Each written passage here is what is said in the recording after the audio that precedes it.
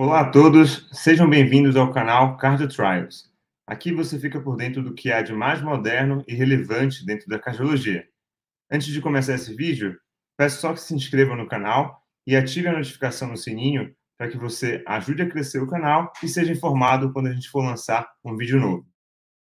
Então, falando um pouco sobre as indicações de CDI, né? Primeiro, o que é o CDI? O CDI é o cardiodesfibrilador implantável, que é um dispositivo que a gente coloca no coração, né, com os cabos no coração, que vai identificar as arritmias malignas, ou seja, fatais, e uma vez o paciente apresentando essas arritmias, esse dispositivo, então, vai carregar e vai dar o choque ou vai fazer a desfibrilação para trazer o ritmo do coração para o ritmo normal, para o ritmo sinusal que a gente chama. Então, em última análise, o objetivo do cardiodesfibrilador é evitar as mortes súbitas de etiologias arritmogênicas, né, que a gente sabe que é uma importante causa de mortalidade. Aqui no Brasil, aí por volta de 212 mil mortes por ano em casos de mortes súbitas. Aqui em São Paulo, um pouco mais do que 20 mil casos de morte súbita por ano. E quais são as causas dessas mortes súbitas, né? Quando a gente fala nessas mortes súbitas de etiologia arritmogênica, a gente tem aqui, por volta de 5%, são causas não tão comuns, né? Seriam aqueles distúrbios genéticos, seria paciente que tem canaliculopatias, alguma doença congênita cardíaca, ou outras causas que não ficaram muito bem definidas. Cerca de 10 a 15% são pelas cardiomiopatias. E aí a gente tem as cardiomiopatias dilatadas e aqui principalmente a hipertrófica como um dos carros-chefes aí para indicação também de CDI. Mas quando a gente fala realmente da prevenção, a gente está falando especialmente dos pacientes com doença coronariana, né, que corresponde a cerca de 80% das prevenções aí no risco de morte súbita. A gente sabe que o paciente com uma cardiomiopatia isquêmica, a gente tem, seja um evento crônico, naquele paciente que tem uma cicatriz, uma fibrose, que isso vai funcionar como um gatilho arritmogênico, ou mesmo naqueles pacientes que estão numa fase mais aguda, no infarto agudo do miocárdio, tendo ali a isquemia como um trigger para arritmia. Se a gente for ver aqui nesse gráfico, a história natural, na sequência natural dos eventos, é o paciente que está em ritmo sinusal, tem uma taquicardia ventricular e essa acaba degenerando para uma FV e depois uma assistolia. Então, o objetivo dessa indicação do CDI, basicamente, é a gente conseguir identificar quais são os pacientes que têm maior risco de ter uma fibrilação ventricular. Seja aquele paciente que tem uma doença isquêmica, seja aquele paciente que tem uma miocardiopatia hipertrófica, seja o paciente com uma miocardiopatia dilatada, ou mesmo um paciente com uma doença arritmogênica, aí como Brugada, ou o paciente com uma displasia arritmogênica do ventrículo direito. O papel aqui é a gente identificar esses pacientes com maior risco de fazer essa fibrilação ventricular, para que quando ela se apresente, a gente consiga aí dar o choque e esse paciente então voltar para o ritmo sinusal e reduzir então a mortalidade desse paciente.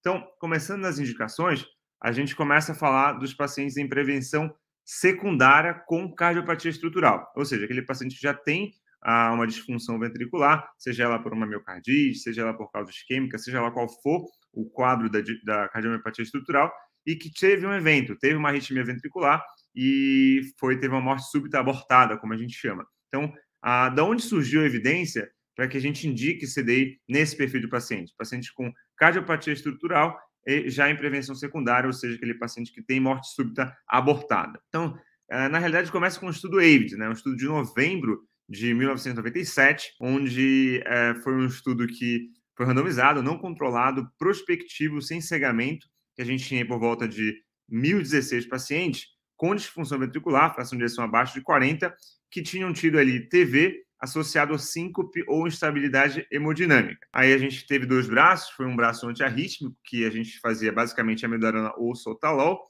versus o braço CDI. E o que a gente teve? No segmento de 12 meses, a sobrevida no grupo CDI foi muito maior do que a sobrevida no grupo antiarrítmico, com uma redução de risco relativo de 40% e uma redução de risco absoluto de 7% ao ano. E a gente teve, então, aqui um NNT de 14, ou seja, a gente teve que colocar 14 CDIs ali para salvar uma vida. Então, foi o primeiro estudo positivo ali de 97, vocês podem até acompanhar no Cardio Trials também, a gente tem esse estudo em detalhes. Depois, em 2000, a gente teve um publicado no Circulation, o estudo CID. Foi um estudo meio parecido também, randomizado, prospectivo, sem cegamento, com 659 pacientes que tinham disfunção ventricular, e também tinham tido TV associado síncope, angina ou estabilidade hemodinâmica. Esses pacientes foram randomizados para amiodarona versus uso de CDI, num follow-up de 3 anos, e a gente teve uma mortalidade também no grupo CDI menor quando comparado no grupo amiodarona. E quando a gente faz um segmento de 11 anos, né, que em média 5,9 anos, a gente tem uma redução de risco relativo de 43%, com NNT aí de 6%. Então, é mais um estudo na sequência ali, trazendo evidência para a indicação do CDI nesse perfil de paciente. E aí, também em 2000, publicado no Circulation, a gente tem o estudo CASH, também um estudo bem parecido, randomizado, não controlado, prospectivo, sem cegamento, com 349 pacientes sobreviventes de PCR por arritmias ventriculares. E aqui foi feito o antiarrítmico, que era a amiodarona metoprolol, versus o uso do CDI. Num follow-up de 34 meses, nesse perfil de paciente, também encontramos aí uma diferença em mortalidade no grupo que tinha indicação de CDI. Então, se a gente for avaliar a cronologia aqui numa timeline dos principais estudos, tem diversos outros estudos, mas os principais estudos que que trouxeram aí a robustez de evidência para a gente conseguir dar o benefício da indicação do CDI em pacientes com disfunção ventricular ou com cardiopatia estrutural em prevenção secundária, foi o estudo AVID, o estudo CIDES e o estudo CASH. Daí, a gente tem aqui até uma meta-análise interessante, comparando esses 3 estudos, e a gente vê que na avaliação do risco de redução de mortalidade, a gente tem uma redução de mortalidade de 28% avaliando esses 3 estudos, e quando a gente fala em mortalidade associada por causas arritmogênicas, que em última análise é o que principalmente o CDI vai tentar evitar, a gente tem uma redução de risco relativo ali de 50% de redução de mortalidade por causa arritmogênica. Daí a gente traz aqui o que a gente tem nas nossas diretrizes hoje em dia.